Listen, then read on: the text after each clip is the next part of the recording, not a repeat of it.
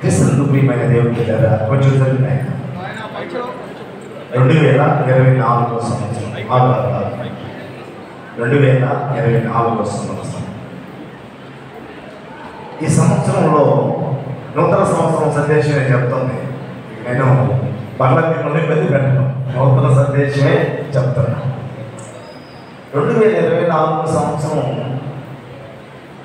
కొందరికి ఆశీర్వాదకరంగా ఉండి ఉండొచ్చు, కొందరికి ఆందోళనకరంగా ఉండి ఉండొచ్చు. ఏది ఏమైనా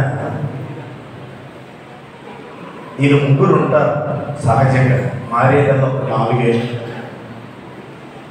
మారేదల్లా ఒక 4 ఏళ్ళు. ఆ 4కి 5 యాడ్ అవుతుంది. డేట్లు మారుతాయి కానీ సృష్టి విధానం ఏం మారదు. సృష్టి విధానం మారాలంటే మన జీవన విధానాన్ని మనము మార్చుకోవాలి. లేదా కొంతమంది 2024 సంవత్సరం పోతూ ఉంటే దుఃఖపడవచ్చు, ఎందుకంటే అందులో చాలా మేలు పొందుకున్నటువంటి వారు. కొందరు 2025 సంవత్సరం వస్తుంది, ఈ 2025 సంవత్సరం ఎటువంటి పరిస్థితులను తీసుకుని వస్తుందో అనేటువంటి ఆందోళన. ఈ లోకాసు సువార్త 24వ అధ్యాయంలో ప్రభువే వారి దగ్గరకు వచ్చి, ఎవరు? ప్రభువే వారి దగ్గరకు వచ్చి.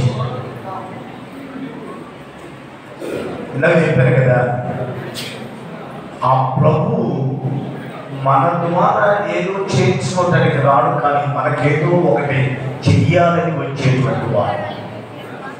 అతిథిగా వచ్చినటువంటి వ్యక్తి సేవకుడిగా వారికి పరిచర్య చేశాడు.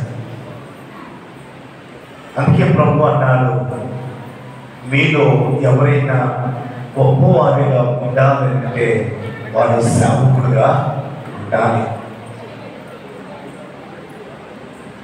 25 కాదు కానీ ప్రాముఖ్యత ఇందాక చెప్పబడినటువంటి రీతిగానే మనం 25లో ప్రభువుకి ఒక తీర్మానం చేసుకొని, ఇంతవరకు జీవించిన జీవితం వేరేగా, ఇక జీవించేటువంటి జీవితం ప్రత్యేకంగా నేను జీవిస్తాను అనేటువంటి ఒక నిర్ణయానికి వస్తే తప్పనిసరిగా ఈ 2025 సంవత్సరంలో ఒక నూతన కార్యము మన సంఘంలో చూస్తాం, మన సమాజంలో చూస్తాం, మన జీవితంలో కూడా చూస్తాం.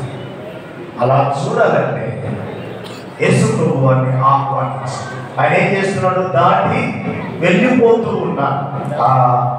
24వ అధ్యాయంలో యేసు ప్రభువారు దాటి వెళ్ళిపోతూ ఉన్నాడు. దాటి వెళ్ళిపోతూ ఉన్నప్పుడు వారు ఆహ్వానించారు.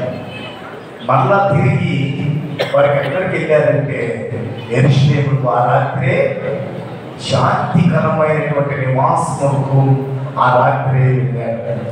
ఈ 24వ అధ్యాయంలో 24వ దాంట్లో మనము 3వ అధ్యాయంలో చూస్తే యెహోషువ గ్రంథము 3వ అధ్యాయంలో నేను మరొకసారి జ్ఞాపకం చేశాను, మరొకసారి జ్ఞాపకం చేస్తాను. ఒక మాట నేను మిమ్మల్ని అడగాను. చాలా మంది అసలు మాట్లాడటం లేదు, వారి వారి పనుల్లో ఉన్నారు కనుక ఇప్పుడు నేను ప్రశ్న అడగాలనుకుంటున్నా. 3వ అధ్యాయము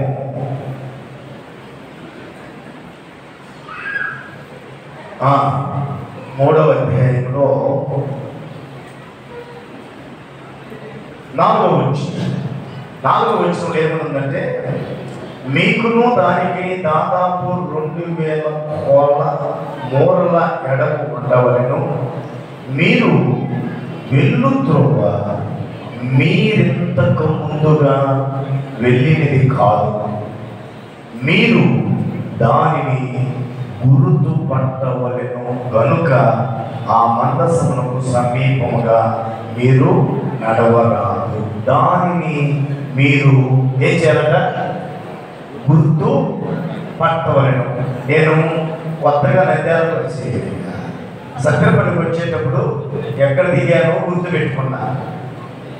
ఎక్కడ దిగానో చిన్నకూరుపేటలో దిగాను. ఆ నుంచి వచ్చి నేను నరసరావుపేటలో దిగాను. నరసరావుపేటలో నుంచి ఈ స్థలంలో దిగాను. ఎందుకు గుర్తు పెట్టుకున్నాను ఈ ప్లేస్ అన్ని చెప్పాలి. ఎలకొండలు కూడా పైన కూడా ఎందుకు గుర్తు పెట్టుకున్నాను చెప్పాలి. ఎందుకు గుర్తు పెట్టుకున్నాను? మళ్ళా తిరిగి వెళ్ళటానికి. అయితే ఇప్పుడు నా ప్రశ్న మీకు ఏమిటంటే, మీరు గుర్తుపట్టాలి అంటే ఇంతకుముందు వెళ్ళింది కాదు కనుక దారిని గుర్తుపట్టమంటే మళ్ళా తిరిగి వెళ్ళటానికేనా? ఏమి తిరిగి మళ్ళా ఎడారి భూమికి పోవాలనుకుంటున్నారా? తిరిగి ఎడారి భూమిలోకి పోవాలనుకుంటున్నారా? లేకపోతే అహరోను ఎండిపోయిన ఆ యొక్క కర్ర సిగిరించినట్టు, పూలు పట్టినట్టు, బాదం కాయలు కాసినట్టు బ్రతకాలనుకుంటున్నారా? జీవాహారమైనటువంటి ప్రభువుని కలిగి ఉండాలనుకుంటున్నారా? నీటి కాలువ ఎవరున్న నాటబడినటువంటి ఒక ఫలించేటువంటి వృక్షంగా ఉండాలనుకుంటున్నారా? దాని అర్థం ఏమిటంటే, గుర్తుపట్టడం అనేది ఏంటంటే, ఈ 2025వ సంవత్సరంలో నువ్వు నడుస్తున్నటువంటి మార్గము యేసయ్య మార్గం అని గుర్తుపట్టాలి. ఆమె ఏ మార్గం? యేసయ్య మార్గం. అది గుర్తుపట్టు. ఇప్పుడు దాకా నువ్వు నడిచినటువంటి మార్గం అదేదో, కానీ నువ్వు గుర్తుపట్టాల్సింది ఏంటంటే, గుర్తు పెట్టుకోవాల్సింది ఏంటంటే, తిరిగి మళ్ళీ ఎడారి కొడుకు బతకడానికి కాదు గుర్తుపట్టాల్సింది. నువ్వు గుర్తుపట్టాల్సింది ఏంటంటే, నేను నడుస్తున్న ఈ యేసయ్య మార్గము, యేసయ్య అడుగు జాడల్లో నా నడకలు పడుతున్నాయా లేవా అని మీరు గుర్తుపట్టాలి. కొంచెం దూరంగా ఉంటే, నా ముందు ఒక వ్యక్తి నడిచిపోతూ ఉన్నాడు అనుకో, ఆయన అడుగులు వెయ్యాలనుకో, అది కొంచెం దూరం ఉంటే నాకు బాగా కనపడితే, ఆయన అడుగులు వెయ్యాలని వెంటనే నడిస్తే ఆయన మెడలు తొక్కుతారు, కానీ ఆయన అడుగు వెయ్యలేను. తిరిగిపోవడానికి కాదు, తిరిగి అయితే బ్రతుకు బతకడానికి కాదు, తిరిగి అయితే స్థితిలో జీవించడానికి కాదు, తిరిగి ఆ రీతిగానే దేవుడిని దూషించడానికి కాదు. అది గుర్తుపట్టవలసింది ఏమిటంటే, తిరిగిపోవడానికి కాదు, నువ్వు వెళుతుంది పరిశుద్ధమైంది. ఎందుకంటే నువ్వు యోర్దాను ఒడ్డున నువ్వు పరిశుద్ధపరుచుకున్నావు. యోర్దాను ఒడ్డున నువ్వు ప్రభువుకి ఒక ప్రత్యేకత ఇవ్వాలనుకున్నావు. యోర్దాను ఒడ్డున ఇదిగో సజీవుడైన పునరుద్ధానుడైనటువంటి యేసుని చూచావు. కాబట్టి నువ్వు నడుస్తున్నటువంటి నడవడిక లోక సంబంధమైనది కాదు. ఈ 2025వ సంవత్సరంలో లోక సంబంధమైన నడక నడవటానికి కాదు, నేను గుర్తుపట్టమంటుంది పరిశుద్ధమైన నడవడిక నడవాలని. ఆ రీతిగా మీరు 2025వ సంవత్సరంలో మీరు పరిశుద్ధమైన నడవడిక, దేవుడికి మహిమకరమైనటువంటి జీవితం జీవించాలని మరొకసారి ఆశీర్వదిస్తూ 2025 వస్తాను. భయపడదు, గొప్ప కార్యం చూస్తాం. గొప్ప కార్యము బాధపడచ్చు. పేదరికం ఇంకా అంతకన్నా మంచి పేదరికేమో, అంతకన్నా ఆశ్రమం రెట్టింపు ఆశ్రమం పొందొచ్చు. ఒకవేళ 2024వ సంవత్సరంలో బాధపడి ఉండొచ్చు. ఆ బాధ నుండి తీసివేయడానికి 25 మన జీవితంలోకి వస్తుందేమో.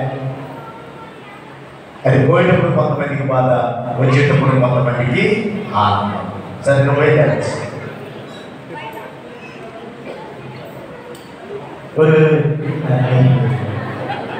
మీరు నాకు 20 రావుతుందా?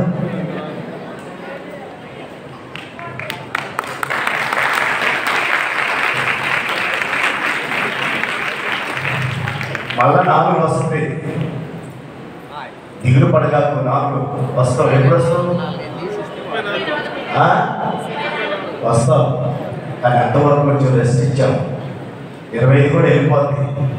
కానీ మా జీవితము, మనము యోర్దాను దాటడం అంటే మరణమును దాటి జీవములోనికి ప్రవేశించు. అనుగ్రహించుగా అట్టి జీవము ఈ 2025 సంవత్సరంలో దేవుడు మనకు అనుగ్రహించుగాక. దేవుడి మాటలు మన ఇంట్లో దీవించుగాక. నూతన సంవత్సరం సందేశము అయిపోయింది. అయితే ఇప్పుడు మనము నూతన సంవత్సర శుభాకాంక్షలు సంఘ పెద్దలు వచ్చి తెలియపరచాలని ప్రేమతోటి ఆహ్వానిస్తుంది. సెలవు తీసుకోవచ్చు. అయిపోయింది.